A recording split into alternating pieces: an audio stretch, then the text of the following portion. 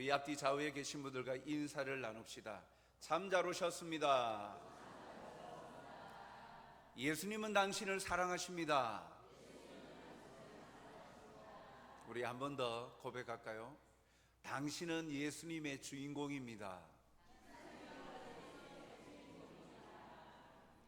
예, 주인공이 되는 것 부담이 되십니까? 주인공은 때때로 부담이기보다는 좋은 자리이죠. 집중이 되어지고 또 그 주인공이라고 이야기할 때에는 사실은 긍정적인 의미가 참 많은 부분들이 있습니다. 바라봐주고 존대해주고 인정해주고 하기 때문이죠. 관계 속에서 주인공이 되지 아니하고 주변인이 되거나 그 주변인에서 완전히 벗어난 소외되는 인생, 참 우리가 관계 속에서 살아가는데 그러한 인생은 얼마나 불안합니까? 그리고 또한 삶의 의미가 없어지죠. 그러다 보면 현대인의 병들 가운데 하나가 우울증입니다. 목회 데이터 연구소에서 올해 1월에서 2월 사이에 이러한 조사를 하였습니다. 기독교인들 중에 이 우울증을 경험한 적이 있는가 조사를 했어요. 그랬더니 그 결과가 3명 중에 한 사람이 우울증을 경험했답니다. 그래서 질문을 합니다. 우울증의 내용의 가장 큰 것이 무엇입니까? 하니까 가장 많은 부분을 차지하는 38%가 경제적인 요인, 돈이었답니다. 그 다음이 33%가 가족, 그리고 건강 순으로 나왔대요. 기독교인들도 경제적인 요인, 이것이 우울증의 1순위. 참 돈 문제 때문에 그냥 단순한 돈의 문제가 아니라 이것이 관계까지도 어렵게 만들더라라는 것이죠. 그래서 다시 질문을 합니다. 그러면 그러한 문제로 인한 그 우울증을 어떻게 극복하였습니까? 답변자의 대다수가 2주 안에 우울증을 극복을 했어요. 근데 그 극복한 그 방법이 무엇입니까? 물어보니까 38%가 첫 번째 운동이나 산책을 통해서 우울증을 극복했답니다. 이 현대의학에도 우울증을 극복하는 것, 외부 활동, 이 햇빛을 쬐고 활동을 하는 것이 건강에 참 이롭다라는 것이 또 나와 있죠. 이 기독교인들의 답변도 1차적으로는 활동을 하였다. 위축이 되고 주눅이 들어서 그냥 집 안에만 콕 그냥 그렇게 들어가 있는 것이 아니라 간단한 산책이나 운동을 하였다. 그리고 두 번째가 37%가 어떻게 극복을 하였는가 하니까 두 번째가 신앙생활이었다. 기도생활, 말씀과 예배생활을 통하여서 극복하였다. 거기에는 동력자들이 있었다라는 거죠. 믿음의 동력자들과 함께하는 시간들을 가지면서 또한 예배를 통하여서 자기의 자존감, 자기의 자아를 건강하게 바라보게 되었다는 거죠. 현실적인 문제로 인하여 우울증에 걸렸지만, 일시적으로 걸렸지만, 그러나 그것을 건강하게 회복할 수 있는 방법이 이 둘 경우 모두 다 경제적으로 뭔가 이득이 되어지고 경제적으로 소득이 많아졌기 때문에 극복했다라는 내용은 없고, 운동이나 산책, 그 다음에 신앙생활을 통하여 극복하였다라고 나와요. 즉 이 모든 것에 있어서 이 관계가 단절이 되는 요인들이 경제적인 것으로 시작되었는지 모르겠지만, 그러나 그걸 풀어가는 방법도 경제적인 요인이 아니라 이 관계 속에서, 하나님과의 관계 속에서 또 풀어가고, 또 자연과의 관계에서 하나님이 베풀어 주시는 자연 은총 속에서 그것을 하여 가더라는 것이죠. 이와 같이 참으로 기독교인이라 할지라도 인생을 살아가면서 겪는 그러한 소외와 그러한 우울증의 자세들, 상황들이 참 많이 있습니다. 오늘 본문에도 보면 이렇게 소외받아서 또한 소외받고 외면받은 사람들이 나옵니다. 대중에게서 소외된 그런 삶을 사는 이들이 있습니다. 오늘 마태복음 20장 29절에서 30절 상반절을 보면 그들이 여리고에서 떠나갈 때에 큰 무리가 예수를 따르더라. 맹인 두 사람이 길가에 앉았다가, 여기에 여리고에서 곧 얼마 지나지 않은 길가에 두 맹인이 나왔습니다. 길가에 앉아있는 맹인들, 맹인이니까 앞을 보지 않는 사람들이죠. 활동이 자유롭지 못합니다. 활동이 자유롭지 못하니까 경제 활동을 못하죠. 길가에 앉아 있습니다. 길가에 앉았다라는 사실은 평범한 사람들의 일상이 아니죠. 길은 어떤 곳입니까? 사람들이 어떤 목적지를 향하여 가는 통로, 경로의 한 부분이지 그곳이 자기의 삶의 터전일 수는 없어요. 그러나 이들은 맹인이기에 먹고 사는 방법이 길가에 앉아서 살 수밖에 없는 거예요. 길가에 앉아서 사람들이 오고 갑니다. 오고 가는 사람들에게 구걸하여서 먹고 살 수밖에 없었던 거예요. 그래서 이 맹인들은 길가가 자기의 삶의 터전이에요. 활동을 못하니까 수입이 없으니까요. 이들이 있는 곳은 여리고입니다. 그런데 참 아이러니합니다. 이 여리고라는 곳이 어떤 곳이냐? 여리고는 이 구릉지대의 남부로서 당시 로마의 왕이었, 이 로마에 빌붙어서 그래서 이 이스라엘을 통치하는 헤롯 가문, 헤롯 왕이 이 훌륭한 시설을 갖춘 겨울 왕궁을 세운 곳이에요. 별장입니다. 별장. 그러니까 왕의 별장으로 사용되어지는 풍광이 아름다운 곳이에요. 1년 내내 마르지 않는 샘과 오아시스가 있기 때문에 정착하기가 참 좋습니다. 고지대에 또 있기 때문에 풍광도, 고지대에서 바라보는 풍광 얼마나 좋습니까? 그래서 우리도 여행을 가거나 아니면 일상에서도 높은 곳 전망대에 올라가서 풍광을 바라보면서 이야 속이 뻥 뚫리는 그런 것들을 경험하지 않습니까? 여리고가 그런 곳이에요. 오아시스가 마르지 않아요. 풍광이. 그래서 왕마저도 겨울에 별장으로 지낼 좋은 시설을 갖출 만큼 그러한 아름다운 곳에 그곳으로 가는 가까운 길가에 맹인들이 있었다. 얼마나 아이러니합니까?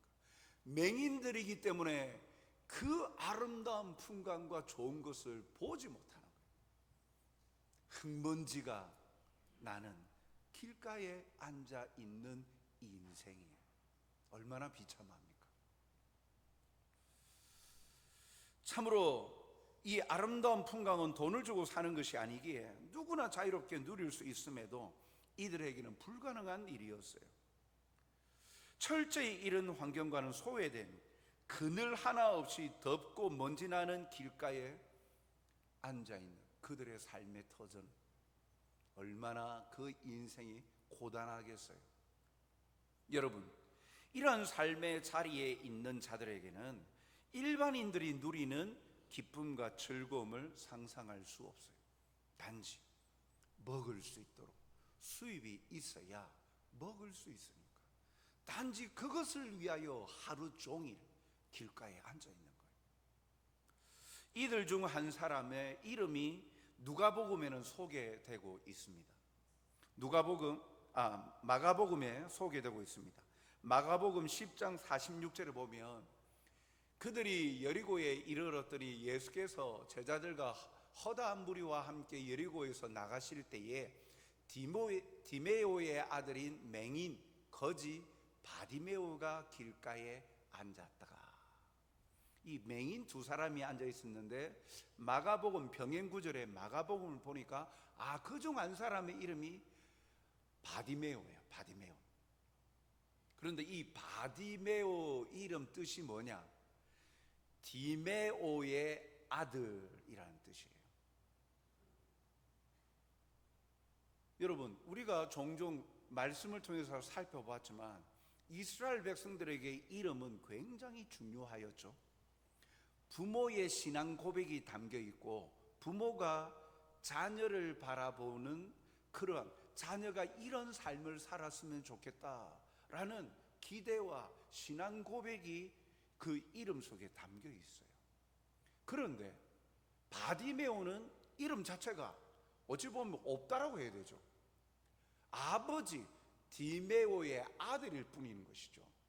그 아버지 디메오가 자식에 대한 소망도 없는 거예요. 이름도 제대로 주어지지 않은 거예요. 그 마가복음에 표현하기도 맹인 거지 바디메오. 참으로 어찌 보면 철저히 외면받고 버림받은 자들입니다. 이 맹인들이 느끼는 감정을 생각해 보면 이들을 감싸고 있는 것은 좌절감, 우울감이 아닐까 합니다. 말하자면 박탈감, 소망이 없고 절망, 그런 그것에 시달리고 있는 이들이죠. 매일매일 불확실한 하루하루를 살아가요. 조마조마해요. 오늘은 내가 먹을 수 있을까? 오늘은 누구의 도움을, 아니면 겨우겨우 길을 찾아서, 물어가면서 길을 찾아가면서 그 길가에 앉아서 아침마다 일어나서 갈 때마다 과연 나는 오늘 하루를 버틸 수 있을까? 항상 하루하루가, 시간이 조마조마하고 불안감에 사여가는, 긴장감에 놓여 있는 자들이었어요. 그 인생 얼마나 힘들겠습니까? 이렇게 살아 무엇하리 하며 생을 마감하고 싶은 생각도 들지 않겠습니까? 우울증에 걸린 사람들 보니까 이 대부분의 통계를 보면 우울증에 걸린 사람이 남자가 여자의 4배가 많대요. 여자가 남자의 4배가 많대요. 그런데 여자가 남자보다도 4배나 우울증에 빠지기 쉽다 그러는데, 우울증으로 인하여 자살에 이르는 그런 통계 자료를 보니까 남자가 우울증으로 인하여서 자살에 이르는 게 여자보다도 4배가 많답니다. 이유는 남자들의 우울증의 주기가 짧대요. 그리고 말하지 않는데요. 여자들은 우울증의 기간이 길대요. 그러면서 주변인들에게 말을 한대요. 우울증이 걸렸다고 심각하여서 자살에 이르고 그런 건 아니죠. 그만큼 이 우울증이라는 게 자신의 감정에 갇혀 있다는 것 자체가, 자신을 비관적으로 보는 것 자체가 심각한 상태에 놓여 있다는 것을 볼 수가 있죠. 어찌 보면 이 맹인들은요, 외면받고 소외받은 삶의 자리에 있는 사람들이었어요. 이들은요, 사회 속에서 어떤 대접을 받고 있는가 하는 것은 이후 말씀을 통해서 분명히 알 수 있습니다. 그들의 입장뿐만 아니라 이들을 바라보는 사람들의 시선이 어떠한가 살펴보고자 합니다. 이 맹인들에게 예수님이 지나간다라는 이야기를 듣고서는 예수님을 향하여 이들이 외칩니다. 마태복음 20장 30절에 보면 맹인 2사람이 길가에 앉았다가 예수께서 지나가신다 함을 듣고 소리 질러 이르되 주여 우리를 불쌍히 여기소서 다윗의 자손이여. 아니, 맹인들이 어떻게 예수님이 지나간다는 것을 알았죠? 보았습니까? 들었다는 거예요. 사람들이 오며 가며 하는 이야기, 소문들을 들었어요. 그러다가 많은 사람들이 예수님 예수님 하면서 이 무리들이 함께 뭔가 예수님을 향하여 환호하고 하는 게 점점 소리가 가까워져 온 것을 듣고서는 많은 사람들이 오며 가며 예수님 이야기를 하던데 그 예수님이 왔구나 라고 해서 예수님을 향하여서 부르짖는 거예요. 참으로 이 외침은요, 삶의 변화로 나아가는 중요한 걸음이에요. 외친다는 것이 중요한 거예요. 아까 조금 전에 이 남녀 차이, 우울증에 대한 남녀 차이를 이야기했습니다만, 이 자신의 형편을 주변에 표현하는 것이 굉장히 중요한 거예요. 남자들이 말을 안 하고 있기 때문에 심각하게 자살에 이르는 통계가 많다라고 그랬어요. 여자보다 4배는 많다고 그랬어요. 말하지 않았어요. 표현하지 않았어요. 표현하는 것이 참 중요하죠.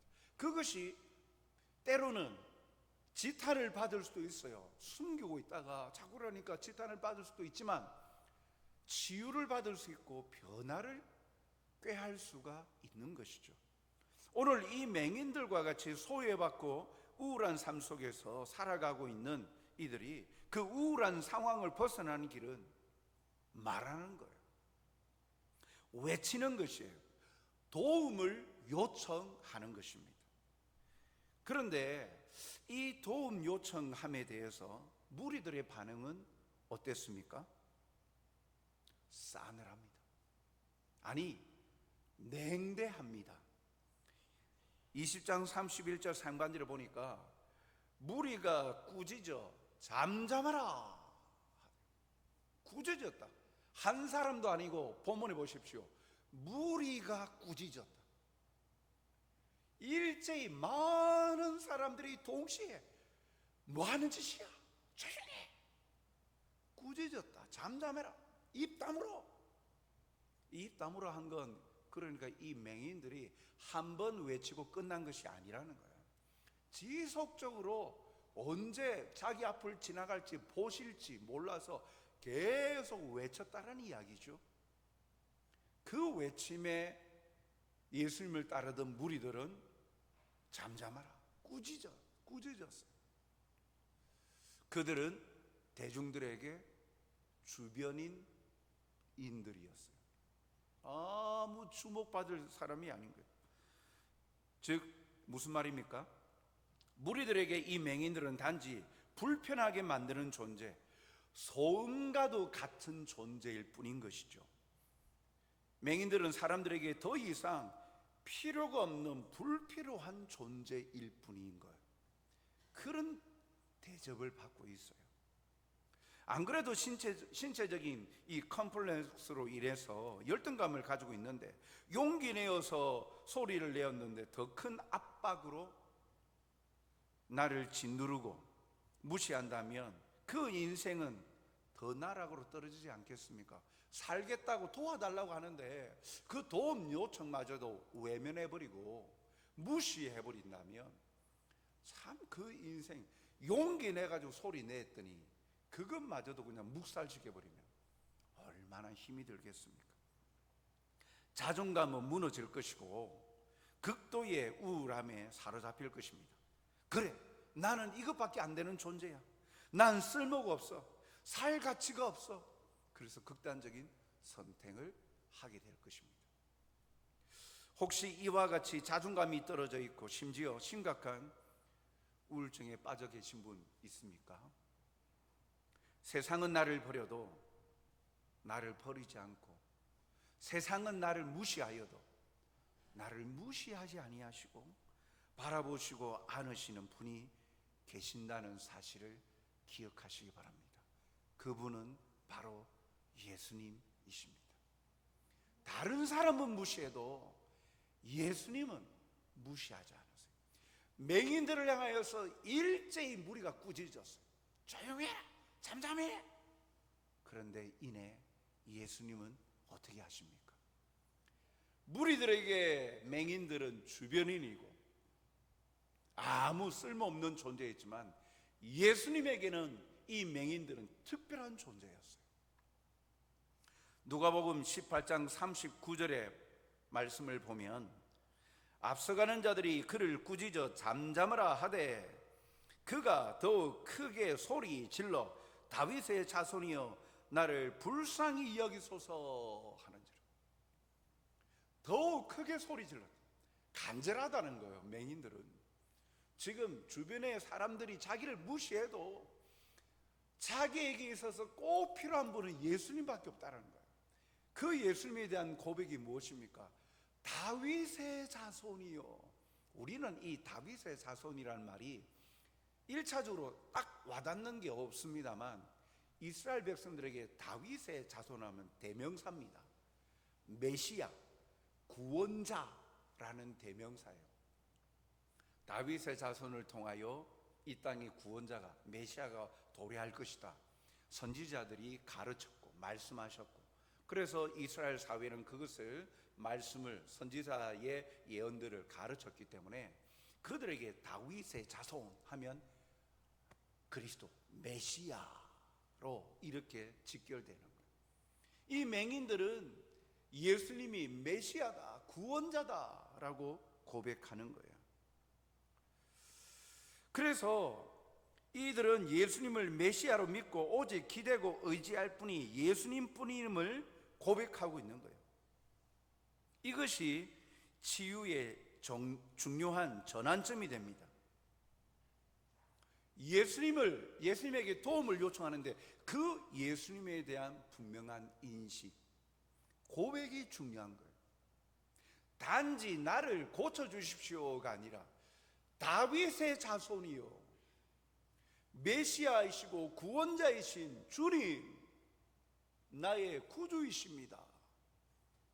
이러한 믿음의 고백이 이 치유의 전환점이 됩니다. 예수님이 이들의 외침을 들으셨죠.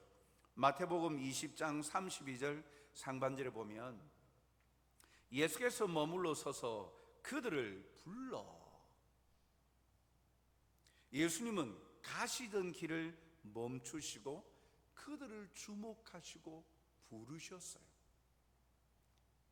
다른 사람들, 무리들은 꾸짖고 잠잠하라, 그렇게 소란하지 마, 난동 부리지 마, 그렇게 주변인 취급했지만 예수님은 그들을 예수님의 주인공으로 삼으셨어요.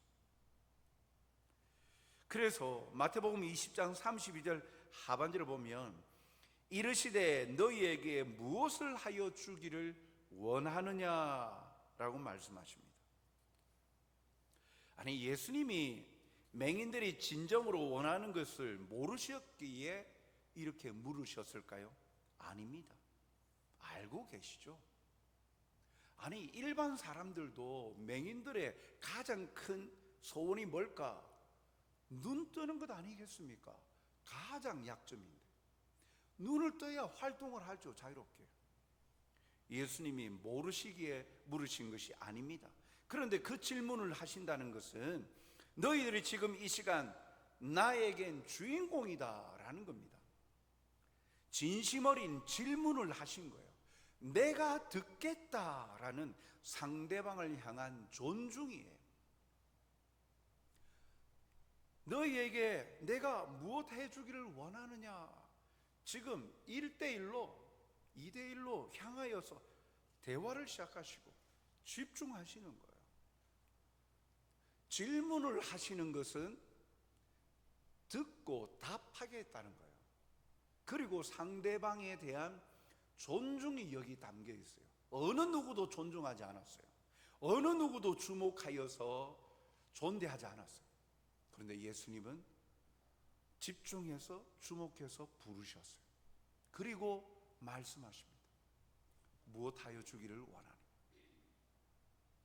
그 말씀에는 응답하겠다라는 거죠. 무리들은 맹인들의 외침을 듣고는 묵살하고 이들의 감정이나 생각을 들으려 하지 않았습니다. 무리들에게는 맹인들은 아웃사이더, 관심밖의 주변인이었어요. 그러나 예수님에게는 이 맹인들은 주인공입니다. 예수님에게는 인사이더, 속히 말하면 인싸였어요. 그들의 마음을 예수님은 어루만져 주십니다. 너희에게 무엇을 하여 주기를 원하느냐. 아마 예수님의 따뜻한 이 말은 맹인들이 지금까지 살면서 들어보지도 대접하지도 못한 것일 것입니다. 맹인들은 지금까지 평생의 마음에 담아두었던 소원을 말합니다. 33절에 이르되 주여 우리의 눈뜨기를 원하나이다. 이 짧은 말 한마디에 얼마나 많은 그들의 간절함이 담겨 있습니까? 그러자 34절 상반절을 보면 예수께서 불쌍히 여기사, 주님은 이를 들으시고 이들을 향한 마음을 나타내시는데 그것은 인자함이었어요. 불쌍히 여기셨다. 사랑이죠, 사랑. 말할 수 없는 사랑이 있어요. 그냥 아유 안타깝다, 안타깝게 여기는 마음이 아니라 여기 불쌍히 여기사 그 다음 말씀과 연결 지어 볼 때에 구약 성경의 표현 헤세드, 인자하심입니다. 말로 다 할 수 없는 자비와 긍휼이 많으신 사랑, 인자하심이었어요. 그래서 주님은 들으시고 이들을 향한 마음을 나타내시는데 34절 중반절에 보면 그들의 눈을 만지시니 곧 보게 되었다. 사실 예수님은 말씀으로도 고치실 수 있어요. 네가 나음을 입었도다. 백부장이 예수님을 찾아와서 자기의 종이 죽게 되었다고 고쳐달라고 할 때에 예수님이 같이 가겠다 하니까 백부장이 나도 상사이고 부하들에게 명령만 하면 되는데 예수님 말씀만 하옵소서. 그러면 낫겠사옵나이다. 예수님이 말씀하심으로 멀리 떨어져 있었지만 그 집에 병들어 있었던 종이 나았죠. 이와 같이 말씀만 하셔도 병을 고치실 수 있는 분이시죠. 그런데 예수님은 직접 그들의 연약한 부분을 만져주십니다. 무엇일까요? 그들의 마음까지 어루만져 주시고 고쳐주신 거예요. 맹인이니까 이 눈을 고쳐주십시오. 그래 나았다.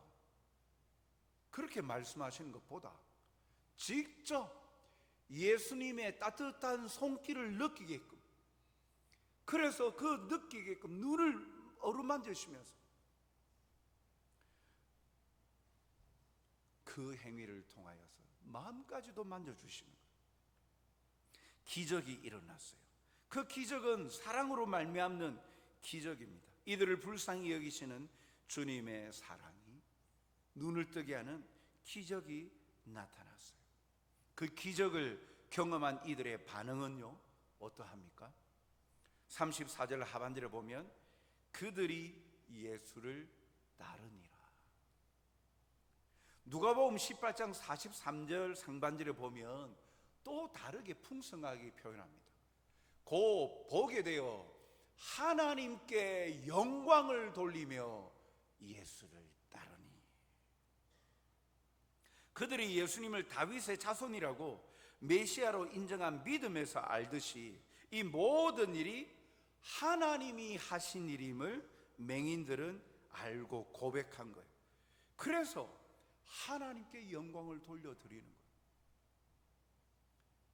예수님은 이들을 주인공 삼으시고 그들의 마음을 어루만져 주셨는데 그 고침을 받은 이들, 믿음을 소유하고 주님을 온전히 의지하고 주님만이 고쳐주실 수 있습니다, 주님만이 나의 구주이십니다 믿고 고백한 그들에게 고침을 받았을 때 그 중심에는 하나님께 대한 영광과 감사가 넘쳐납니다.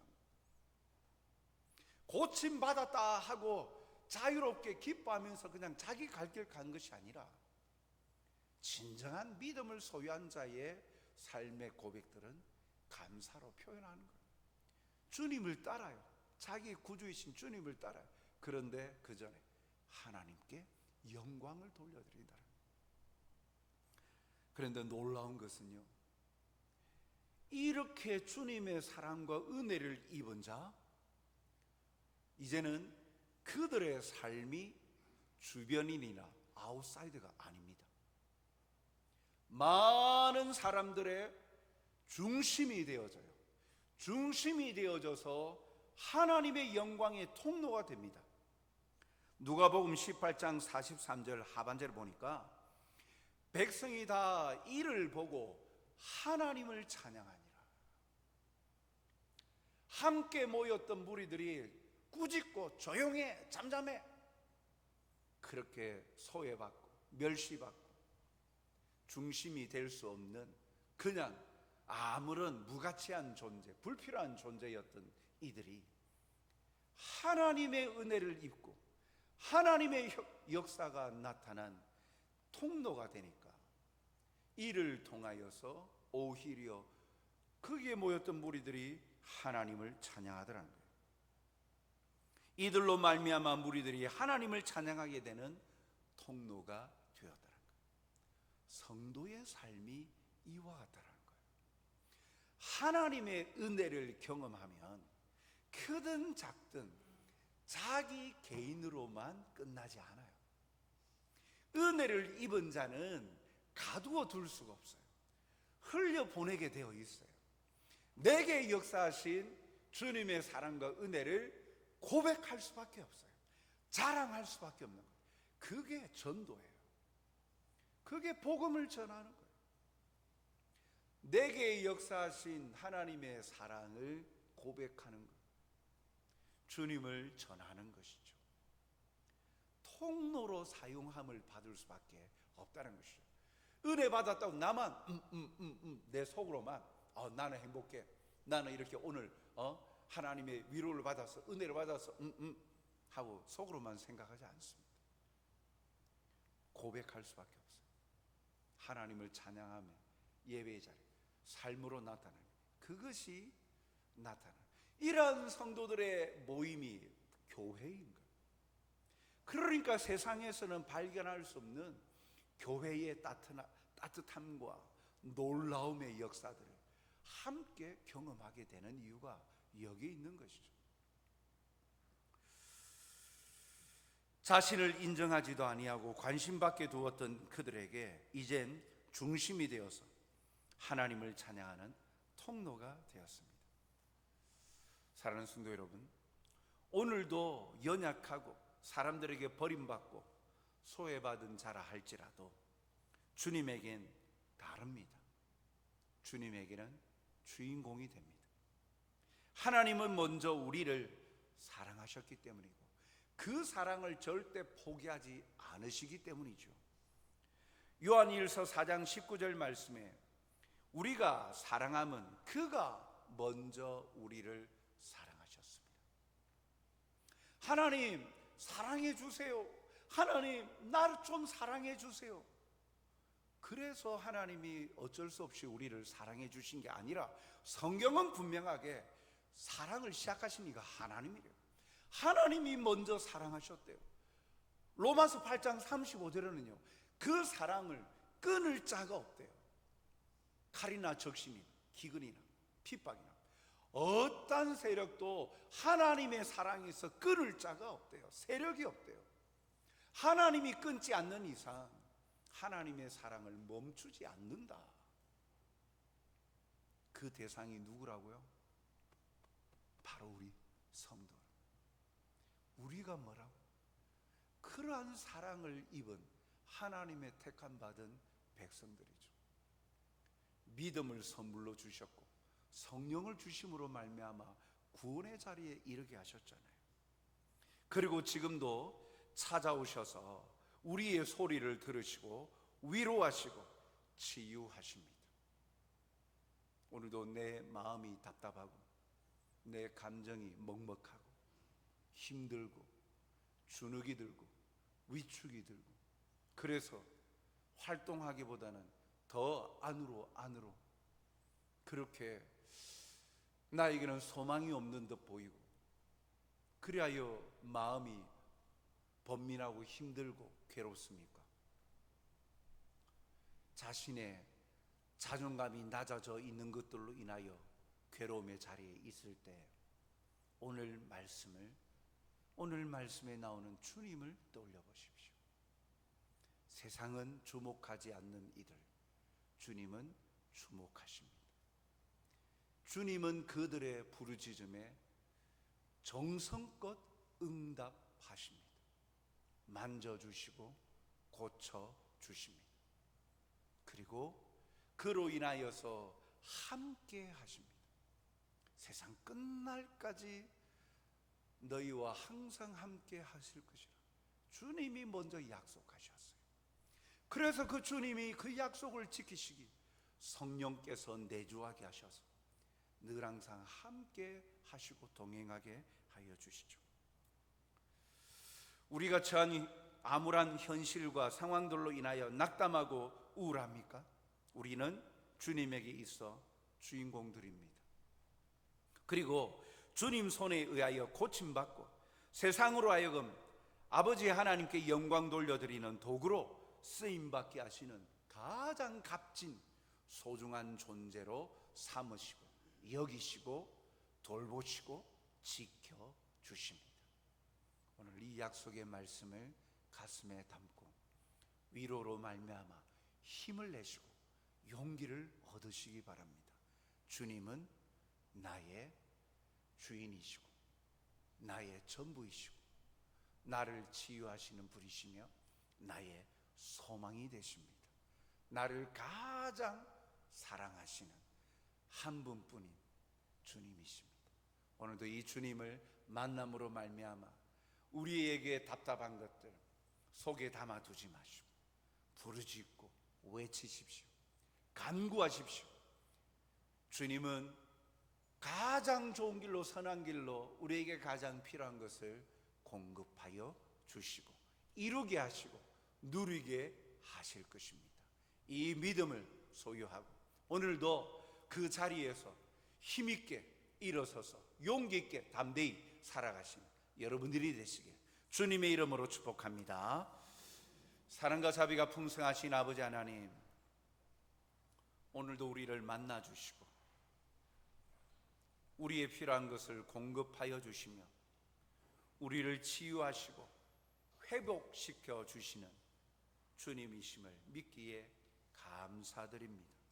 세상은 우리의 존재와 가치에 대해서 자기들 방식대로 평가하고 그래서 평가절하하거나 외면하거나 소외시키기까지 하지만 그러나 하나님은 우리를 먼저 사랑하셨고 그 사랑을 거두지 아니하시고 그 사랑을 끊을 자가 아무도 없다라고 하시며 끝까지 우리를 사랑하시고 함께 하신다 약속하셨습니다.